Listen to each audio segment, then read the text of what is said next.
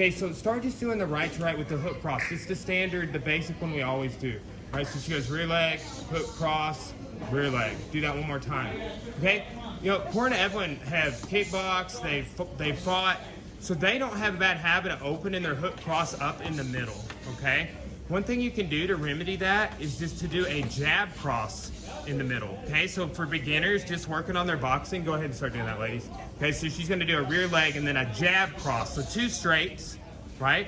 Again, rear leg, jab cross, and we close the door with a kick, okay? So that's just a way that we could do it in addition to the hook cross, and it still be a left-right with the punches in the middle. Does that make sense, guys? All right, so just add that on. Go.